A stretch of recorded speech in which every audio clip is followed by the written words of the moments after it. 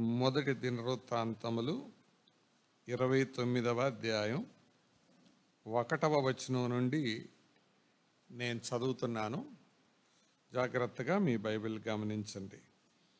తరువాత రాజైన దావీదు సర్వ సమాజముతో ఇలాగు సెలవిచ్చెను. దేవుడు కోరుకొనిన నా కుమారుడైన సొలొమోను ఇంకను లేత ప్రాయము గల బాలుడై ఉన్నాడు. కట్టబోవు ఆలయము మనుష్యునికి కాదు, దేవుడైన యెహోవాకే గనుక ఈ పని చదవన్నమాట. అది పని ఎందుకు గొప్పదవుతుంది అంటే, దావీదు చెప్పిన మాట ఏంటంటే, ఇది దేవునికి కాబట్టి. ఇప్పుడు దేవుని పరంగా మనం చేసే ఏ పనైనా ఈ వైఖరి ఉండాలి మనకి. ఏది గొప్పది కాదు, అది బహు గొప్పది. తర్వాత మరొక మంచి మాట, నేను బహుగా ప్రయాసపడి. అంటే గొప్ప పనికి గొప్ప ప్రయాస కావాలి, బహు గొప్ప పనికి చెప్పండి బహు ప్రయాస కావాలి. అంటే పని విలువ మనకు అర్థం కాకుండా మనం ప్రయాసపడలేం. పని విలువ అర్థమైతే మనం ప్రయాస దాన్ని బట్టి ఉంటుంది. ఓ చీపిరి కట్ట ఉందనుకోండి, అక్కడ అవతలతో అండి అని కాలుతో ఒక తనది అంటారు, చీపిరి కట్ట కాబట్టి. అదే ఒక బంగారం ఉంగరం పడిపోయింది అనుకోండి, తోయండి అవతలకి అంటారా? అనరు. దాని విలువ తెలుసు కాబట్టి వంగి జాగ్రత్తగా తీసి ఎవరిదో, యథార్థవంతులైతే ఎవరిదో అని విచారించి, యథార్థవంతులు కాకపోతే దేవునికి స్తోత్రం చెప్పి ఇలాగా కనపడుతుంటుంది. పనిని బట్టి విలువ ఉంటుంది. బహు గొప్పది అనేది చాలా ప్రాముఖ్యం. ఇంకో మాట 2వ వచనంలో, నేను బహుగా ప్రయాసపడి, తర్వాత మాట చదవండి, నా దేవుని మందిరమునకు. ఇందులో 3 మాటలు మీరు గమనించాలని కోరుతున్నాను. మందిరమునకు, నా దేవుని మందిరమునకు, నా దేవుని మందిరమునకు. 3 ఒకటేనా? మందిరం అంటే ఏంటి? దేవుని మందిరం అంటే ఏంటి? నా దేవుని మందిరం అంటే ఏంటి? మీకు తెలియదని కాదు, ఆలోచింప చేయాలని అడుగుతున్నాను. మందిరం అంటే ఏంటి? ఒక కట్టడం. మందిరం కనపడగానే ఏం చేస్తారు? నమస్కారం అని అనుకొని వెళ్ళిపోతారు. అది మందిరం అని. దేవుని మందిరం అనుకుంటే, దేవుడు ఉన్నాడు రా, ప్రార్థన చేసుకొని వెళ్దాం. నా దేవుని మందిరం అంటే, కాబట్టి మందిరం పట్ల మనుషులకు 3 వైఖరులు ఉంటాయి. మొదటి వైఖరి ఏంటి? ఓ మందిరం, జనరల్ టర్మ్. రెండవది ఏంటి? దేవుని మందిరం, డివోషనల్ టర్మ్. మూడవది ఏంటి? నా దేవుని మందిరం, పర్సనల్ టర్మ్. ఇప్పుడు ఇక్కడున్న మీ అందరికీ ఏదో ఒక వైఖరి ఉండాలి. ఏం వైఖరి ఉంది? అది నా ప్రశ్న. అది మందిరమా? దేవుని మందిరమా? నా దేవుని మందిరమా? దావీదు పలికిన మాట అంతేనా? పొరపాటు ఉందా మనకు? నా దేవుని మందిరం అంటే, అందుకనే ఈ దేవుని మందిరం పట్ల తనకున్న వైఖరిని బట్టే దావీదు దేవునికి హృదయానుసారుడయ్యాడు అని నాకు అర్థమైంది. నా దేవుని మందిరం. కాబట్టి దేవుని మందిరం పట్ల మనకి అటువంటి వైఖరి ఉండాలి. అది నేను తెలియచేస్తున్నాను. అలాంటప్పుడు ప్రయాస అనిపించదు. అందుకే కదా యేసన్న గారు పాట రాసింది, యేసయ్య నిన్ను తలంచగానే నా శ్రమలు శ్రమలుగా అనిపించలేదే అంటే యేసుప్రభుని తలపోసుకున్నప్పుడు ఆయనకి శ్రమల్లాగా అనిపించలేదంట. అన్నీ అలాంటి అర్థం వచ్చే మాటలే ఉంటాయి అందులో. అంటే నా దేవుని మందిరం అని ఉంటే మన వైఖరే డిఫరెంట్గా ఉంటుంది. మనం చేసే పనిలో, మనం కలిగి ఉండే వైఖరిలో ఆ తేడా కనపడుతుంది. ఇందులో 2 తలంపులు మన మనసులో వేసుకుందాం. ఈ పని గొప్పది కాదు, బహు గొప్పది. బహు గొప్పది కాబట్టే దావీదు ప్రయాసపట్ల బహుగా ప్రయాసపడుతున్నాడు. అదేదో పని అని అంటే అంత ప్రయాస అవసరం లేదు దానికి. యుద్ధానికి పంపించేటప్పుడు దావీదు అన్ని పర్యాయాలు వెళ్ళవలసిన అవసరం లేదు. కొన్ని పనులు తన కింద వాళ్ళే చేసేవాళ్ళు. అలాంటి యుద్ధాలు కొన్ని చూస్తాం మనం. కానీ దేవుని మందిరం విషయంలో దావీదుకున్న అనుభవం ఏంటి? నేను ప్రయాసపడ్డాను. మామూలు ప్రయాస కాదు, బహు ప్రయాసపడ్డాను. కాబట్టి దేవుని మందిరం, దేవుని సంఘం విషయంలో ఇది మనకు తెలియచేసే సంగతి ఏంటంటే, దేవునికి మనం ఎంత విలువిస్తామో మందిరానికి, సంఘానికి అంత విలువిస్తాం అంతే. కాబట్టి ఎవరైనా సంఘానికి విలువ ఇవ్వట్లేదంటే అర్థం ఏంటి? దేవునికి ఇచ్చే విలువే రాంగ్. అది దేవునికి ఇచ్చే విలువ తక్కువైనప్పుడు దేవుని సంఘానికి ఇచ్చే విలువ గొప్పదిగా ఉంటుందని మనం నమ్మలేం. అందుకే దావీదు సాక్ష్యంతో కూడిన, సవాలుతో కూడిన ఈ మాట పలుకుతున్నాడు. కాబట్టి ప్రియులారా, మందిరం పని, సంఘం పని జరిగేటప్పుడు మనం యొక్క పాలి పంపులు అనేది చాలా అవసరం. అందుకనే మనం ఒక పాటలో కూడా పాడతాం, కన్నుల నెత్తి పైరుల చూడు కోయగా లేరెవ్వరు. అదే అందులో ఒక చరణం ఇలా ఉంటుంది. అన్ని చరణాలు ఉన్నాయి, అందులో ఒక చరణం, మందిరము పడి ఉండ మందుడవై నీవుండి సరంబి గృహములలో సంతోష సమయమిద. అది ఎవరికి పాడుతున్నాం మనం? అది మనకి. అట్లా అన్నమాట. కాబట్టి పాట అనేది అలా మన అనుభవంలోనికి రావాలి. దేవుని మందిరం పని ఇది ఎవరిది? దేవునిది. కాబట్టి నా ప్రయాస, నా పాలు ఏముంది, ఎంత ఉంది, ఇది ప్రశ్న. దీన్ని బట్టి నువ్వు దేవుణ్ణి ఎలా అంచనా వేస్తున్నావు అవతలకి తెలిసిపోతుంది. ఎవరో ఒకరు చేసుకుంటారండి అని అంటున్నావంటే దేవుడికి నువ్వు ఇచ్చే విలువ అది అన్నమాట. అంతే, సింపుల్. నా దేవుని మందిరం, ద స్పిరిట్ ఆఫ్ బిలాంగింగ్. 3 కోణాలు. మొదటి కోణం ఏంటి? జనరల్. రెండవది ఏంటి? డివోషనల్. మూడవది పర్సనల్.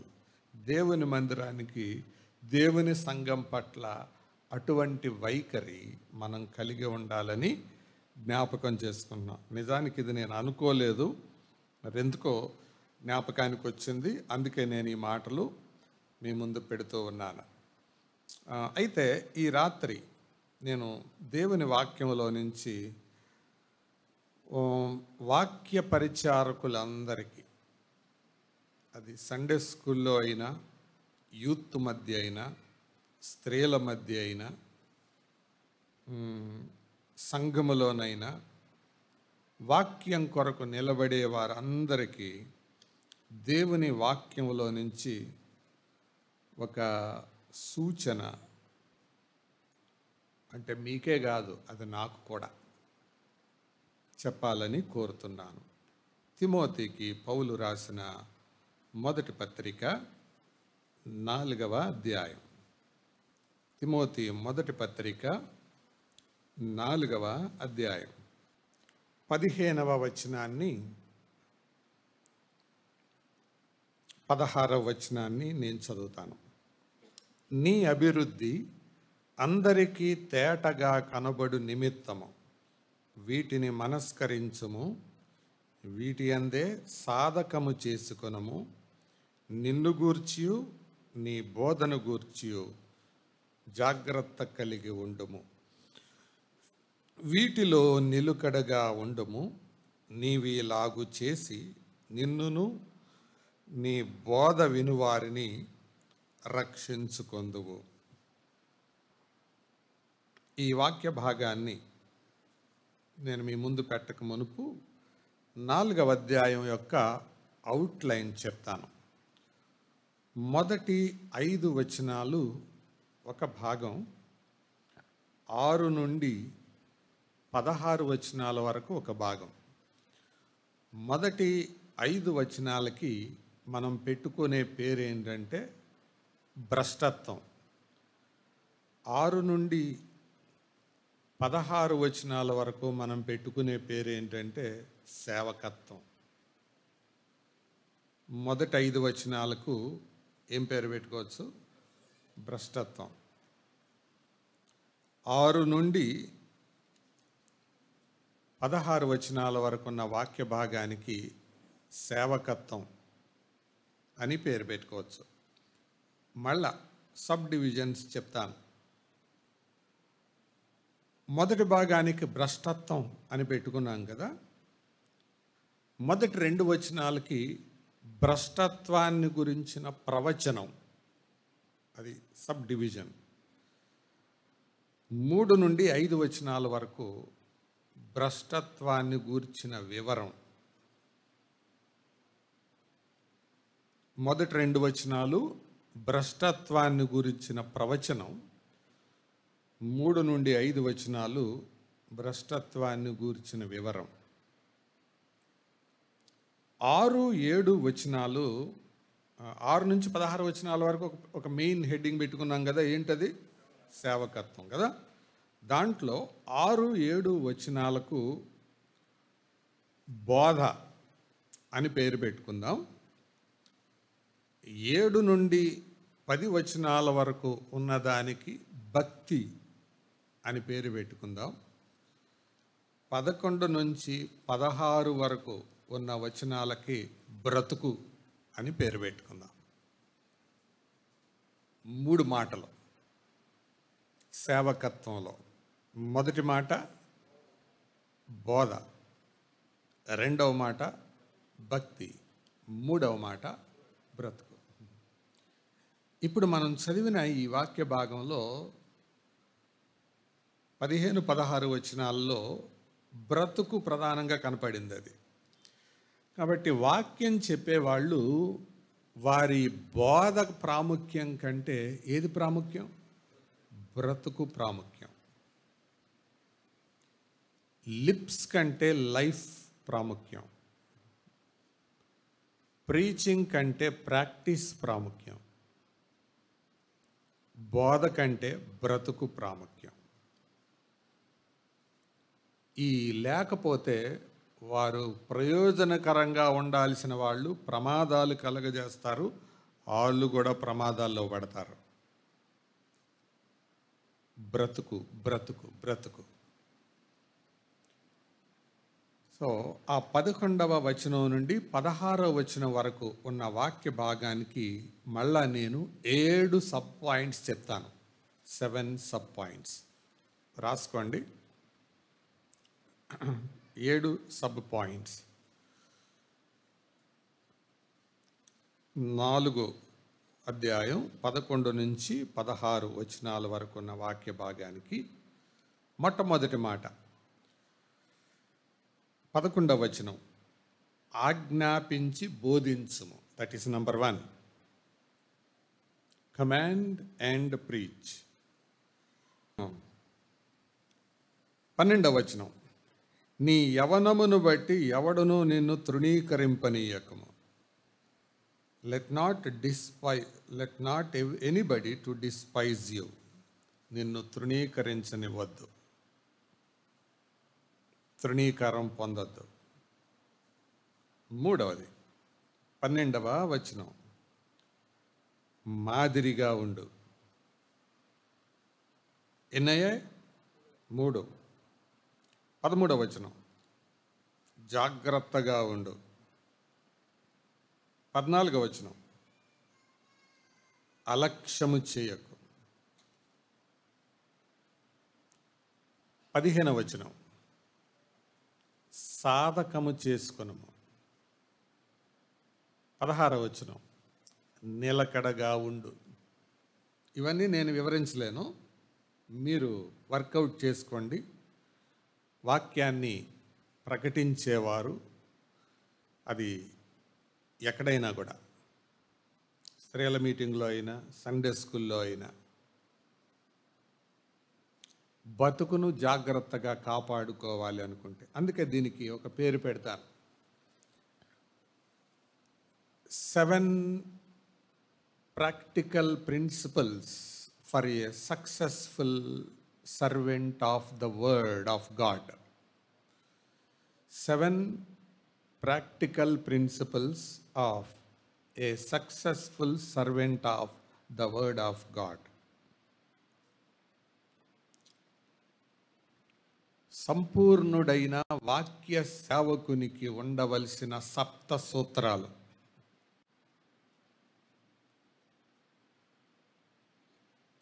అంటే వాక్యం అంటే ఏదో టైం టేబుల్ని బట్టి చెప్పడం, దాన్ని బట్టి మంచిదే, కానీ బోధ కంటే బ్రతుకు చాలా చాలా ప్రాముఖ్యం. అందుకే అన్నారు, our life speaks louder than our words. మన జీవితం మనం నోటితో పలికే పదాల కంటే బిగ్గరగా మాట్లాడుతుంది.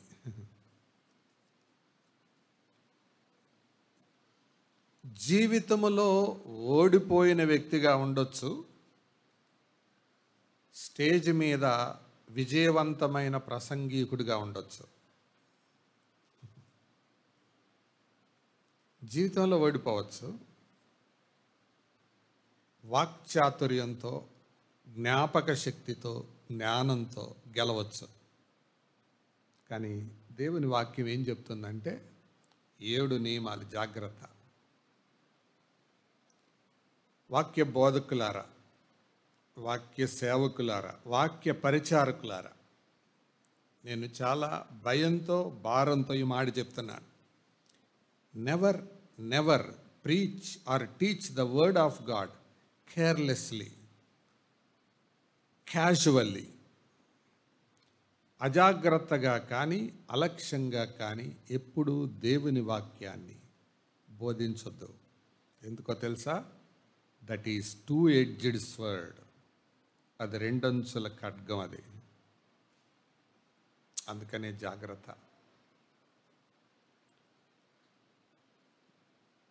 దాని కొరకే యాకోబు పత్రికలో చెప్పింది, బోధకులమైన మనము మరీ కఠినమైన తీర్పు పొందుదుమని ఎరిగి. అందుకనే బోధ విషయంలో జాగ్రత్తగా ఉండాలి. 7 ప్రిన్సిపల్స్. ఈ మొదటి దాన్ని నేను ఆఖరిగా చెప్పాలని అనుకుంటున్నాను. అదేంటంటే, ఈ సంగతులను ఆజ్ఞాపించి బోధించుము అన్నాడు కదా. అది మొదటిదే, కానీ ఆఖరిగా అనుకుందాం. సో దాంట్లో అది ఆఖరిగా పెడితే వచ్చే మొదటిదేంటి? నీ యవనమును బట్టి ఎవడును నిన్ను తృణీకరింపనీయకము. సహజంగా బోధకులకు వచ్చే కొన్ని శోధనలు ఏంటో తెలుసా? నేను బాగా చెప్పాలి, నేను మిగతా వాళ్ళకంటే బాగా చెప్పాలి, నేను చాలా చెప్పాలి,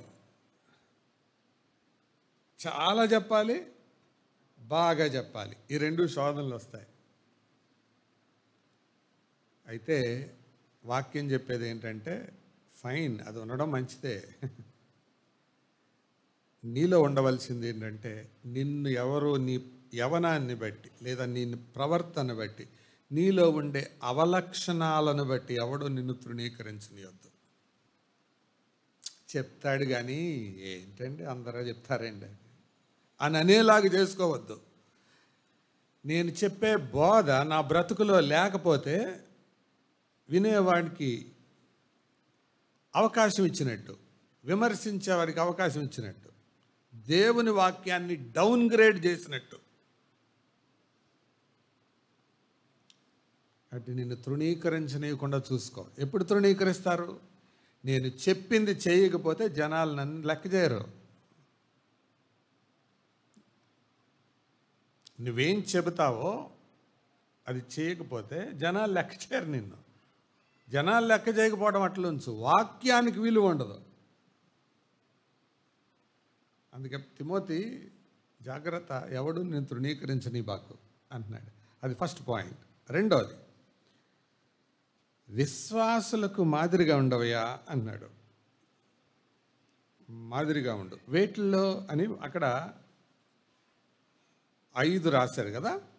మాటలో, ప్రవర్తనలో, ప్రేమలో, విశ్వాసములో, పవిత్రతలో విశ్వాసులకు మాదిరిగా ఉండు. అంటే మాదిరిగా ఉండు అంటే నిన్ను చూస్తే ఆ అన్నలాగా నేను ఉండాలి అని అనిపించాలి. ఆ అన్నలాగా నేను ఉండాలని అనిపించాలి అట్లా. అందుకని మీ అందరికీ నేను ఒక ఎక్సర్సైజ్ చెప్తాను. అదేంటంటే, ఏ విషయంలో నన్ను సంఘం మాదిరిగా తీసుకోవచ్చు ఒక పేపర్ రాయండి. మీరు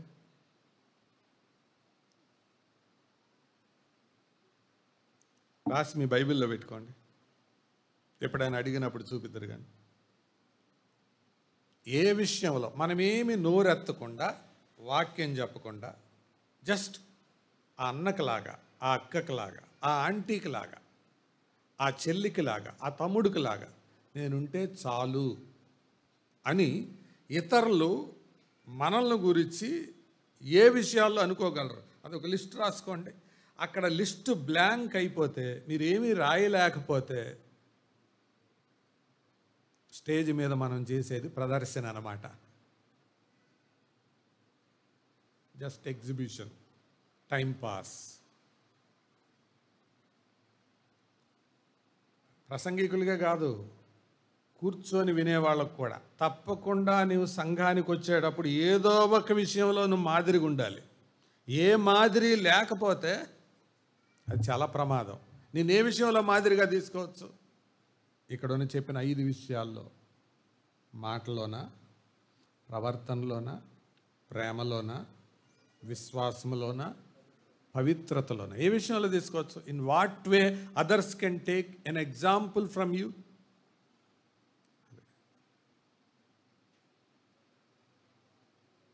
మాటలు ఏంటంటే భయం వేస్తుంది కదా, కానీ అక్కడ మనం తీర్పు పొందే కంటే ఇక్కడ లెక్క చూసుకోవడం మంచిది కదా. అక్కడ లెక్క చెప్పే కంటే ఇక్కడ లెక్క చూసుకోవడం మంచిది కదా. సో మాదిరిగా ఉండు. ఎన్నోది ఇప్పుడు మనం అనుకుంది? 2 కదా. తర్వాత 13వ వచనం చివరి భాగంలో చూసాం కదా, జాగ్రత్తగా ఉండు. దేంట్లో జాగ్రత్తగా ఉండు? మళ్ళీ చెప్పాడు 3. ఏంట 3? చదువుట, హెచ్చరించుట, బోధించుట. వీటిలో జాగ్రత్తగా ఉండు. అంటే చదివేటప్పుడు జాగ్రత్తగా చదువు. మీరేమనుకోకపోతే మాట చెప్పనా, మనలో చాలామందికి బైబిల్ చదవటం సరిగ్గా రాదు. అర్థవంతంగా చదవటం నేర్చుకోవాలి. బైబిల్ చదవటం నేర్చుకోవాలి, అర్థవంతంగా చదవటం నేర్చుకోవాలి. దేవుని సేవకులు జి రాజారావు గారు ఆయన వాక్యం చెప్పేటప్పుడు ఊరికే ఒకసారి అడిగాను, మన దగ్గరకు వచ్చినప్పుడు ఆయన్ని, అంకుల్ మీరు వాక్యాన్ని చాలా ధ్యానిస్తారు కదా, ఎంతసేపు చదువుతారు అని. ఆయన చెప్పిన మాట ఏంటంటే, నేను ఏదైనా పుస్తకం చదవాలి, చెప్పాలి అని అనుకుంటే తక్కువలో తక్కువ 50 సార్లు చదవకుండా ఆ పుస్తకం చెప్పను అన్నాడు. తక్కువలో తక్కువ 50 సార్లు చదవకుండా ఆ పుస్తకం జోలికి వెళ్ళను. చదవకుండా చదివి తక్కువలో ఆయన తక్కువ చదివితే 50 సార్లు చదివినట్టు అర్థం. నా మాట కాదు, రాజారావు గారి మాట. అందుకనే మరి చదువు లేనివాడై ఉండి 66 పుస్తకాల మీద కామెంటరీలు రాశాడు. వాటిని కొనుక్కోవడానికి బోల్డ్ మంది. నిన్న కూడా ఎవరో మా ఇంటికి వచ్చిన వాళ్ళు అడుగుతున్నారు, కామెంటరీస్ కోసం వచ్చానండి, అవి దొరకలేదు. ఒక ఆయన అడిగారు. అంటే నేను చెప్పాను, వాళ్ళ బాబు నంబర్ ఇస్తాను, మీరు మాట్లాడండి, రీప్రింట్ చేస్తున్నారు అని. ఎలాగొచ్చిందంటే చదవటం రీడింగ్. కానీ దేవుని వాక్యం పట్ల సీరియస్ రీడర్ కాకపోతే డేంజర్. వాక్యాన్ని చదవాలి. రెండోది, చదివిన తర్వాత ఏం చేయాలి? హెచ్చరించాలి. అంటే నువ్వేమైతే చదివావో హెచ్చరికలో మళ్ళీ 2 యాంగిల్స్ ఏంటో తెలుసా? మనకు మనం హెచ్చరించుకోవడం, ఇతరులను హెచ్చరించడం. దేవుడు నీతో ఏం మాట్లాడాడో అది పర్సనల్గా, వ్యక్తిగతంగా, దేవుడు నాతో ఇలా మాట్లాడాడు, ఇలా నువ్వు చేస్తే బాగుంటుంది కదా అని హెచ్చరికలాగా అవతల వాళ్ళకి చెప్పటం. ఆ తర్వాత నెక్స్ట్ ఏంటిది? బోధించడం. దీంట్లో జాగ్రత్త. అంటే దాని అర్థం నాకేమర్థమైందంటే, స్టేజ్ మీద బోధించే కంటే ముందుగా ఒకళ్ళిద్దరు వ్యక్తులకు బోధించు. ఆ ఒకళ్ళిద్దరు వ్యక్తులతో మాట్లాడేదానికంటే ముందుగా నీకు నీవు బోధించుకో. అదే కదా రోమాపత్రిక 2వ అధ్యాయంలో ఉంటుంది. ఇతరులకు బోధించు, నీకు నీవు బోధించుకొనవా అని ఉంది అక్కడ. అది. సో జాగ్రత్తగా ఉండడం నేర్చుకుందాం. 14వ వచనం, పెద్దలు హస్తనిక్షేపణ చేయగా ప్రవచన మూలముగా నీకు అనుగ్రహింపబడి నీలో ఉన్న వరమును అలక్ష్యము చేయకము. ఏం చేయొద్దు? నీలో దేవుడు ఒక వరం పెట్టాడా, నెగ్లెక్ట్ చేయదు దాన్ని. భారతదేశంలో ఒక సంస్కృతి ఉంది, ఏంటో తెలుసా? వాళ్ళ దగ్గర ఉంది పట్టించుకోరు, పక్కోడి దగ్గర ఉంది అంతా పోల్చుకుంటారు. మీరు ట్రైన్లో ఎప్పుడైనా ప్రయాణం చేశారా? వాళ్ళ దగ్గర పేపర్లు ఉంటాయి, వాళ్ళ దగ్గర మ్యాగజైన్లు ఉంటాయి, అవి చూడరు. పక్కనోడు మ్యాగజైన్ ఉంటుంది చూసారు, అందులో చూస్తుంటారు. అంటే అవతల వాళ్ళు ఏం చేస్తారు? To peep in to others things. అంటున్నాడు, వేరే వాళ్ళ వరాల జోలు నీకొద్దు. దేవుడు నీకేం వరం ఇచ్చాడు, ఆ వరాన్ని నెగ్లెక్ట్ చేయొద్దు. దేవుడు నీకేం వరం ఇచ్చాడు, క్యాచ్ ఇట్. దాన్ని నెగ్లెక్ట్ చేయొద్దు. ఎలా నెగ్లెక్ట్ చేస్తాం మనం? వాడకపోతే నిర్లక్ష్యం చేస్తాం, అంతే. దేవుడు నీకు ఇచ్చిన వరం వాడకపోతే నిర్లక్ష్యానికి గురవుతుంది, అంతే. ఒక ఇనుప మొక్క ఉంది, రోడ్డు మీద పడేసిన తర్వాత తుప్పు, బయట ఇనప మొక్క వేసానమ్మా, వచ్చి తుప్పు దాని మీద చేరమ్మా అని పిలవాలా నేను? అక్కర్లా. వదిలేస్తే ఆటోమేటిక్గా చేరిపోద్ది అది, అంతే. మన వరం నిర్లక్ష్యానికి ఎప్పుడు గురవుతుందో తెలుసా? నువ్వు వాడకపోతే అది నిర్లక్ష్యానికి గురైపోతుంది అది. అందుకే నాన్న పాట రాశారు, నీ వరము నిరుపయోగము చేయకు, నీ ఘనత కోరి పాడు చేయబాకు. వాడకుండా ఉపయోగపడకుండా చేయొద్దు, అలాగని నీకేదో పేరు ప్రఖ్యాతులు రావాలని పాడు చేయబాకు. అప్పుడే రాశాడు ఆ పాట, అర్థవంతమైన పాట. So don't neglect your gift. ఎన్నయ్యాయి? 4, 5. ఏం చదివాం మనం? అదేలే, అంటే మొదటిది చివరి అనుకున్నాం కదా. రైట్. సాధకం చేసుకో. సాధకం చేసుకోవడం అంటే చెప్పండి. షార్పెన్. ఇంగ్లీష్లో షార్పెన్ అని ఉందా? చూడు, ఎక్సర్సైజ్ అని ఉందా, షార్పెన్ అని ఉందా? ఏముంది? ఎక్సర్సైజా? Last time. ఓకే, ఎక్సర్సైజ్ అనేది కరెక్ట్ అర్థం. ఇంగ్లీష్ బైబిల్ తెచ్చారు కాబట్టి అడుగుతున్నాను. What is there? 4:15.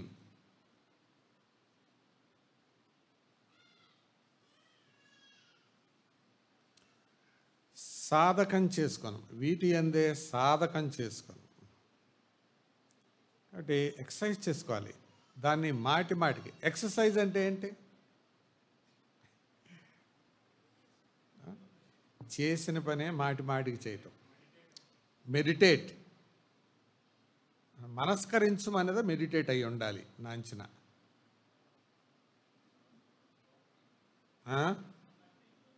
Continue. Continue అంటే అందులో కొనసాగు అని. ఎక్సర్సైజ్ లాంటిది అది.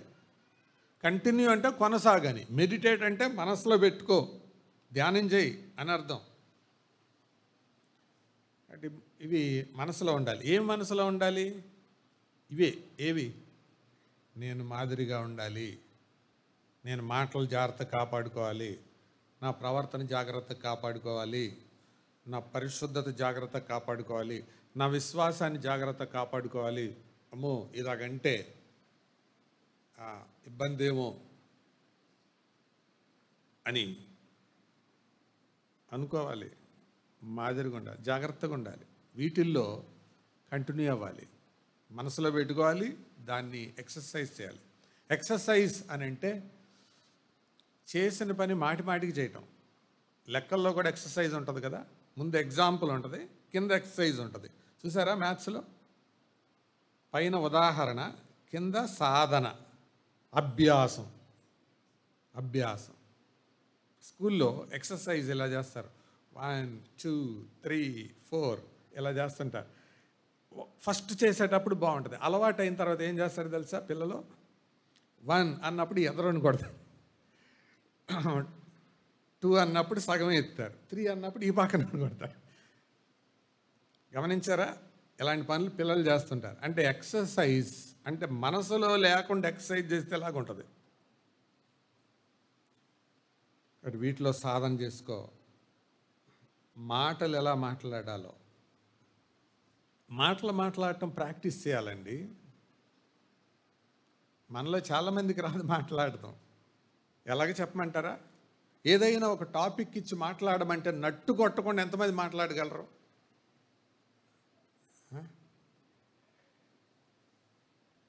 అదే నల్లీ సిల్స్ గురించో లేదా ప్రవీణ్ పగడాల మరణం గురించో మాట్లాడమంటే లపలపలపలపల వచ్చేస్తాయి. అర్థవంతంగా సందర్భానుసారంగా మాట్లాడితే ఎంతమందికి వస్తుంది? ప్రాక్టీస్ చేయాలి. నేను ఇప్పటికీ నేర్చుకుంటున్నాను. Still I'm learning. మాటలు ఎలా మాట్లాడాలనేది నేర్చుకుంటున్నాను నేను. ఇందులో పక్కకెళ్ళి ఒక కొటేషన్ చెప్తాను, వినండి. మనం వినే విధానం అవతలోడికి మాట్లాడాలి అనిపించాలి, మనం మాట్లాడే విధానం అవతల వాడికి వినాలి అనిపించాలి. అది చెప్పండి సార్ అందరూ. మనం వినే విధానం అవతల వాళ్ళకి మాట్లాడాలనిపించాలి. అంటే వీళ్ళతో చెప్పుకోవాలిరా సమస్య అనిపించాలి. వాళ్ళు మాట్లాడుతూ ఉంటే మనం అలాగా ఇలాగా ఎప్పుడు జరిగింది అని ఇటు చూసామనుకో అవతలవాడికి.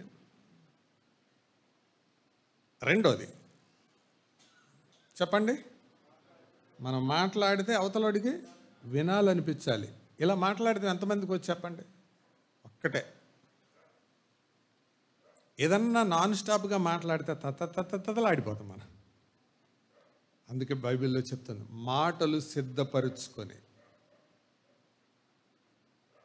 వీటిలో సాధన చేసుకోవాలి. ఎట్లా మాట్లాడాలి, ఎంతవరకు మాట్లాడాలి, ఏ టెంపోలో మాట్లాడాలి, ఎంతమందితో మాట్లాడాలి. ఇప్పుడు ఇక్కడ ఉన్న ఈ కొద్ది మంది కోసం నేను పెద్దగా అరిసి కేకలేసి మాట్లాడాను అనుకో, ఎందుకురా బాబు అట్లా అరుస్తామని పైకి అనుకోని లోపల అనుకుంటారు. ఎంత వాయిస్ సరిపోద్ది, ఏ టెంపో సరిపోతుంది, అది ఎరగాలి. మాటలు చూసారా, ఒక్క మాట దగ్గర ఆగాం మనం. ఇవన్నీ వివరించుకుంటే బోల్డ్ వస్తాయి. Be an example. కొంతమంది మాట్లాడితే విసుగు పడుతుంది, చెప్పిందే చెబుతుంటారు. ఎందుకంటే తెలీదు మాట్లాడతాం. నాకు కూడా అనిపిస్తుంది కొన్నిసార్లు మన ప్రార్థనలు కూడా అలాగుంటాయి. ఏంటో తెలుసా? మాటలు ఎక్కువ, మ్యాటర్ తక్కువ. మాటలు ఎక్కువ మ్యాటర్ తక్కువ అంటే ఏంటి తెలుసా? ప్రార్థన చేయడం మొదలు పెడతాం. దేవా నీకు స్తోత్రం నాయన, ప్రభువా నీకు వందనాలు నాయన, నీకు స్తోత్రం నాయన, ప్రతిదానికి రిపీటెడ్గా అంటాం.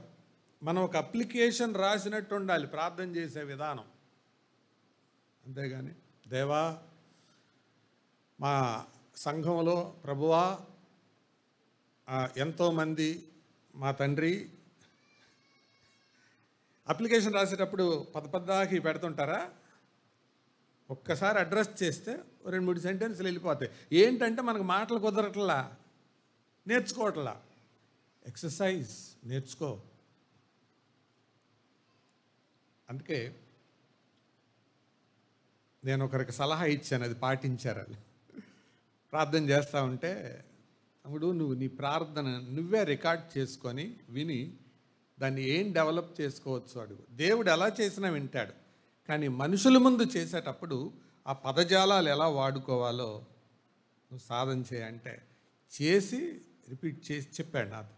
అన్నా నాకు అర్థమైంది నేను ఎంత మిస్టేక్ చేస్తున్నాను. సో మాటల దగ్గర సాధన చేసుకోవాలండి, మనం ప్రాక్టీస్ చేయాలి. అందుకే అన్నారు సాధనమున పనులు సమకూడు ధరలోన. సాధన చేయాలి. అందుకే సాధకం చేసుకో, కొనసాగు, వీటిని మనసులో పెట్టుకో అంటున్నాడు. ఓకే, ఒకటే చెప్పాను నేను, తర్వాత మీరు ఆలోచించండి. తర్వాత ఏమన్నాడు? వీటిలో నిలకడగా ఉండు, నిలకడగా ఉండు. స్టెడ్ ఫాస్ట్, కన్ఫర్మ్. వీటిలో నిలకడగా ఉండు, ఖచ్చితంగా ఉండు, గట్టిగా ఉండు, దృఢంగా ఉండు. నిలకడ అంటే అర్థం తెలుసా? స్టాండు నిలబడే ఉంది, పక్కన పిల్లరు నిలబడే ఉంది. ఈ రెండిట్లో ఏది నిలకడ? మీటింగ్ అయ్యాక స్టాండ్ ఉండదు, మనందరం వెళ్ళిపోయాక కూడా పిల్లర్ ఉంటుంది. అది నిలకడ. నిలకడగా ఉండు. కాబట్టి ఒక వాక్య బోధకుడు, ఒక వాక్య సేవకుడు అలా ఉండాలి. అప్పుడు జరిగే ఫలితం ఏంటి?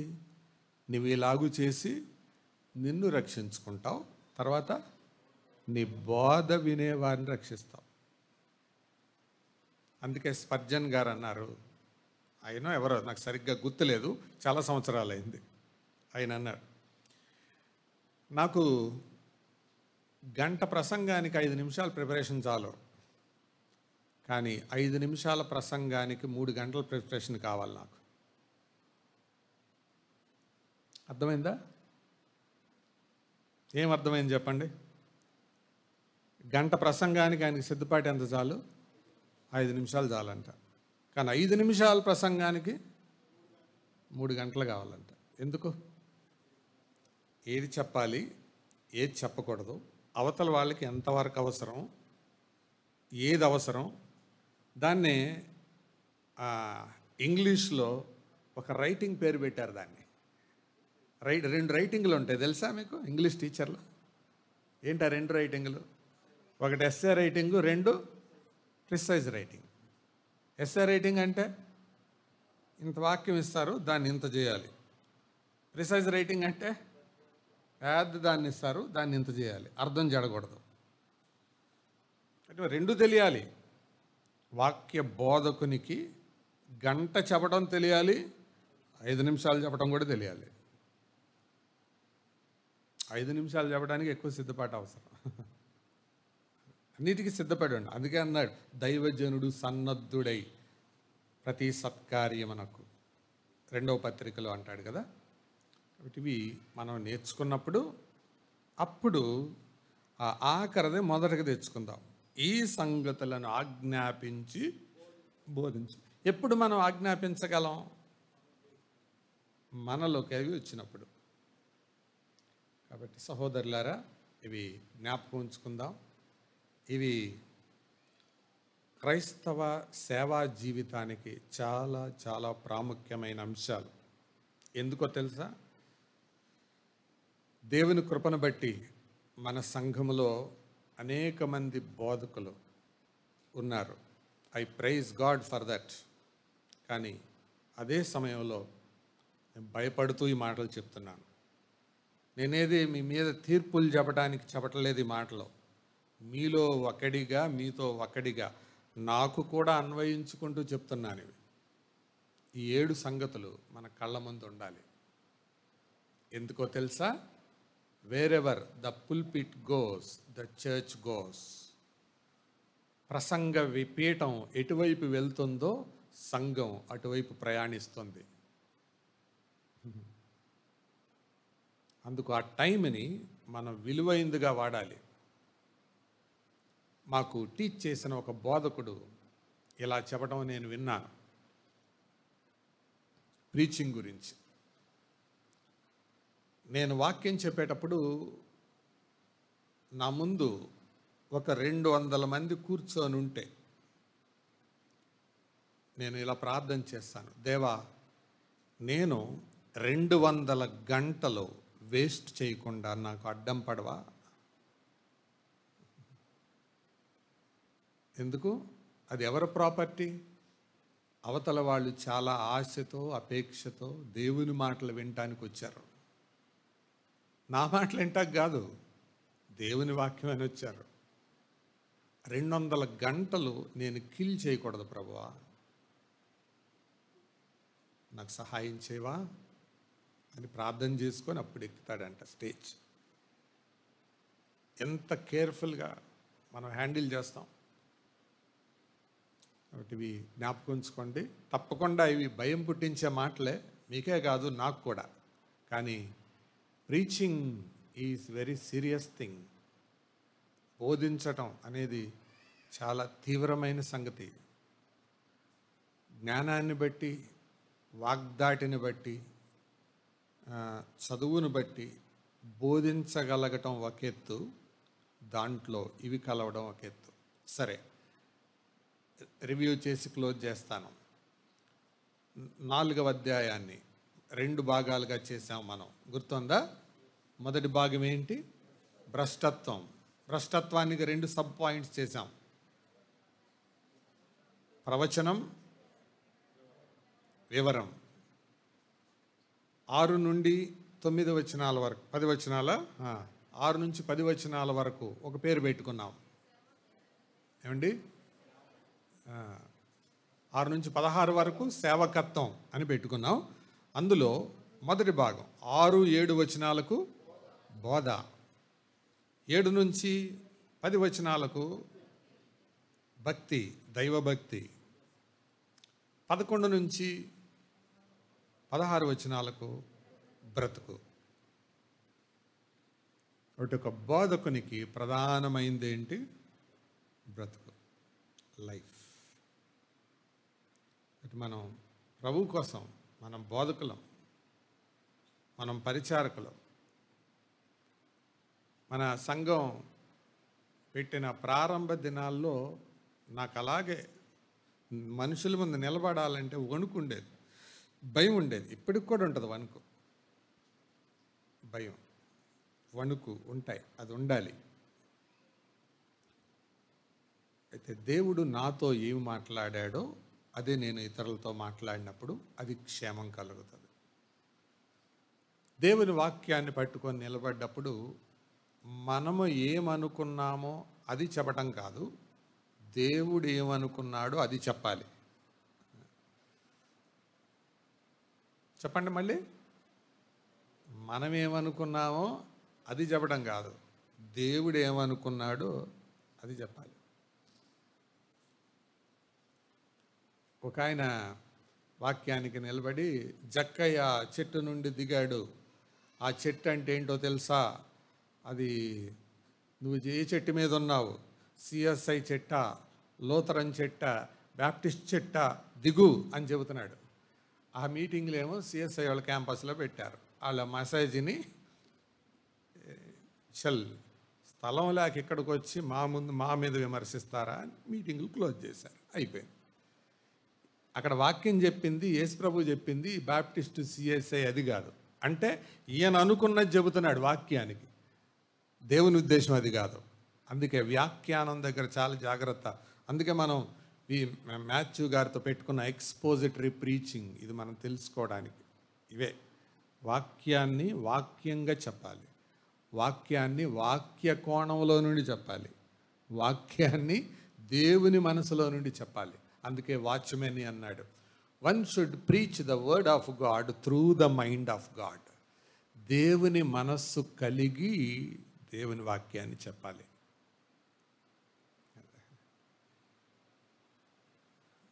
అందరు బాగున్నారా? మెలకుగున్నారు కదా? స్పృహలో ఉన్నారా? కాకపోతే this is very serious matter. అందుకే ఇవి చెప్పాల్సి వచ్చింది. ఇవి ఆదివారం ప్రసంగంలో నేను చెప్పలేను, అది చెప్తే లిమిటెడ్ అయిపోతుంది. అందుకే ఈ రాత్రి మీ ముందు పెట్టాను.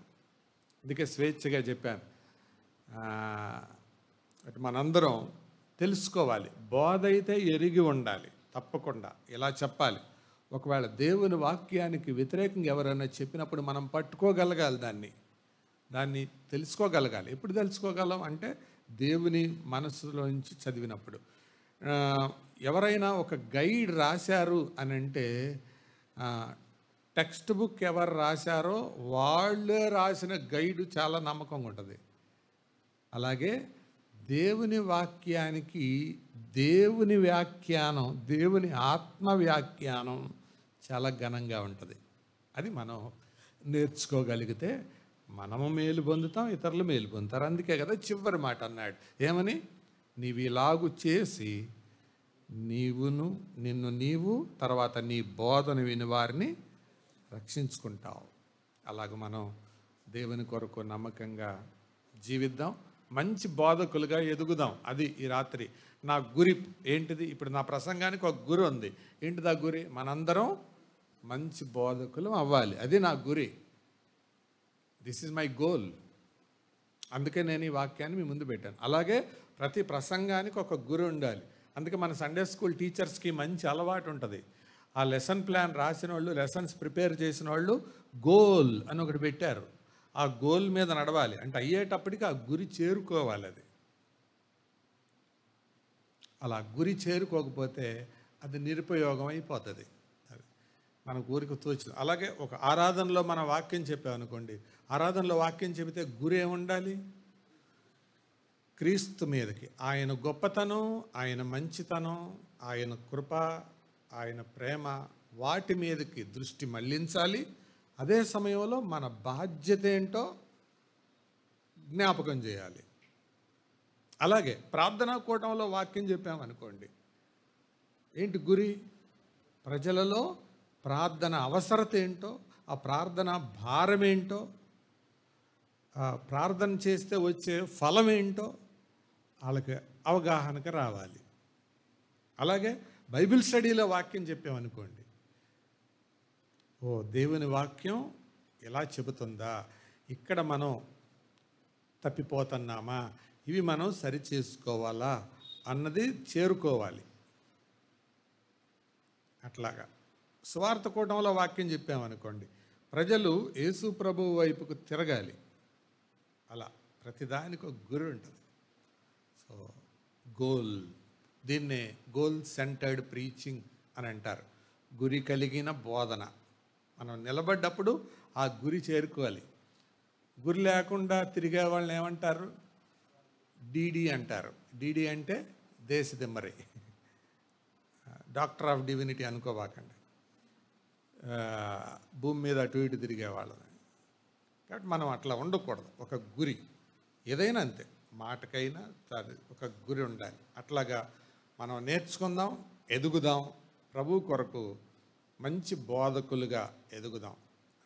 అందుకే ఎందుకు నేను ఈ మాటలు జ్ఞాపకం చేస్తానంటే, దేవుడు ఎంతకాలం నన్ను ఇక్కడ ఉంచుతాడో తెలియదు. నేను లేకపోయినా సంఘం ఉండాలి. అందుకే ఈ మాటలు చెప్తున్నాను. సంఘం అనేది కొనసాగుతుండాలి. అలా కాకపోతే పునాది వ్యక్తి మీద పడ్డట్టు. కృపమ్మ గారు లేకపోయినా సంఘం ఉంది, సుధాకర్ బాబు లేకపోయినా సంఘం ఉండాలి. వ్యక్తి కాదు ప్రాధాన్యం. ప్రాధాన్యం ఎవరు? ప్రభు. ఆయన కొనసాగాలి. దానికి గాను మనందరం సహకారులం. ఆయనకు ఒక ఉద్దేశం ఉంది, ఆ ఉద్దేశం నెరవేర్చడానికి మనం సహకారులం. అది నీ చిత్తము సిద్ధించునుగాక అని అనగలగాలి. అలాగ మనం దేవుని రాజ్య విస్తరణలో మనవంతు మనం పాలు పంపులు కలిగిన వారమైతే ఆయన ఎదుట నిల్చున్నప్పుడు మనకేమొస్తుంది?